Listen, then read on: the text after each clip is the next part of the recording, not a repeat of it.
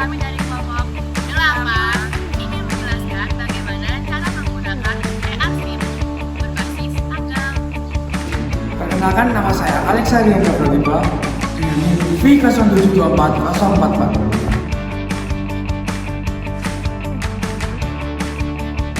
Perkenalkan, nama saya Anissa Eka Apriliani dengan NIM V0724046. Perkenalkan, nama saya Gita Maharani dengan NIM V0724056.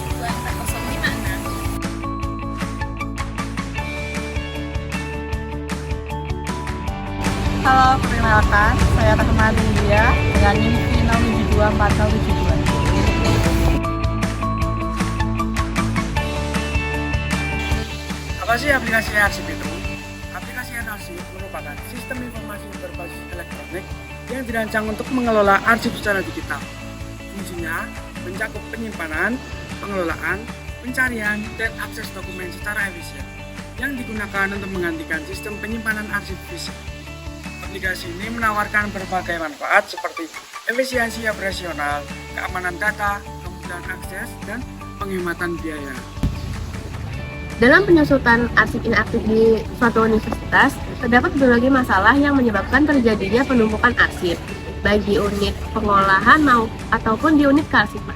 Arsip-arsip yang menumpuk tersebut menjadi sumber masalah karena akan memakan tempat dan biaya untuk perawatannya. Sementara arsip tersebut sudah memasuki fase inaktif. Selain itu, banyak arsip yang menumpuk maka akan semakin sulit untuk dalam penataan dan pencarian arsip kembali sehingga mengakibatkan tidak efektifnya penggunaan arsip-arsip yang ada pada nilai guna tinggi. Penerapan pengelolaan arsip manual juga membawa banyak dampak lain seperti memakan banyak uang penyimpanan akibat banyaknya tumpukan arsip fisik yang disimpan selama bertahun-tahun. Hal ini tentu tidak mencerminkan kelestarian lingkungan karena banyaknya kegiatan penebangan pohon yang dilakukan guna mencukupi kebutuhan produksi kertas. Menurut Hari dan Husna, Indonesia menghasilkan sekitar 41 juta ton sampah per tahun dan 12,4 juta ton diantaranya berupa sampah kertas dan karton. Sementara untuk memproduksi kertas dengan kualitas yang baik memerlukan batang pohon yang berusia 5 tahun. Apabila penggunaan kertas di Indonesia tidak sudah ditekankan, maka akan berpengaruh pada minimnya oksigen yang akan dihasilkan oleh tumbuhan karena banyaknya penebangan paru-paru dunia yang sudah tidak diikuti dengan reboisasi. Aktivitas tersebut dapat kita solusikan, yaitu mengimplementasikan sistem arsip berbasis digital e-arsip. Kenapa sih kita harus belajar arsip? Karena tanpa arsip yang berkata akan memungkinkan hilangnya informasi penting, sulit ditemukan, atau bahkan disalahgunakan.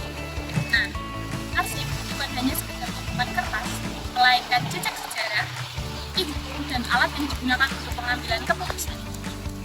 Selain itu, ada beberapa manfaat dari keteraturan arsip bagi sektor publik dan lembaga.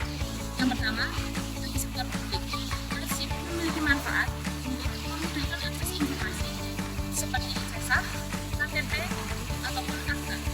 Selain itu juga menghindari kehilangan data penting dan juga mendukung transparansi dalam pelayanan publik. Yang selanjutnya, manfaat bagi lembaga. Yang pertama, dan pelayanan. Yang kedua, menjaga bukti administratif dan legalitas. Dan yang terakhir, menghindari duplikasi atau kerugian akibat kehilangan arsip. Berikut adalah langkah-langkah menggunakan aplikasi e-arsip. Pertama-tama, menyiapkan surat yang akan diarsipkan, baik surat masuk maupun surat keluar.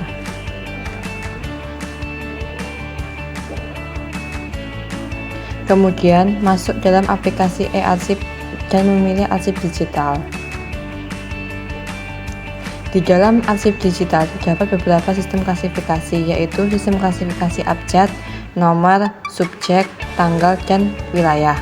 Untuk video kali ini, kami akan menggunakan sistem klasifikasi tanggal.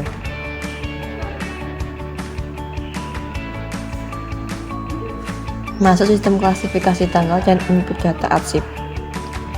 Untuk input data yang pertama, masukkan kode ID card arsiparis.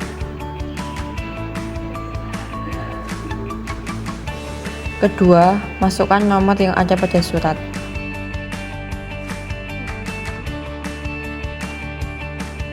Ketiga, masukkan tanggal surat dan tanggal diterimanya surat.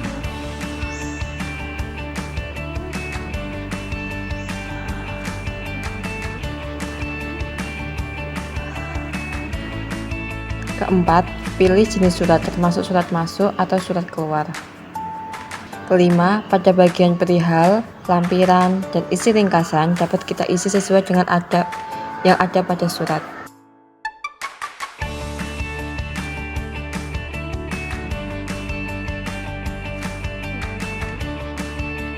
Yang keenam, pada bagian dari dapat diisi pengirim surat, dan pada bagian kepada dapat diisi nama instansi atau perusahaan yang akan dituju.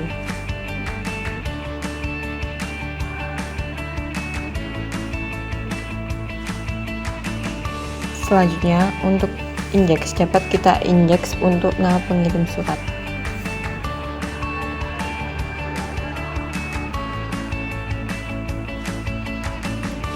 Bila tidak ada catatan, dapat dikosongkan. Selanjutnya, untuk kabinet atau rak dapat diisi di mana tempat surat itu diarsipkan. Yang terakhir, lampirkan file yang telah dimasukkan datanya.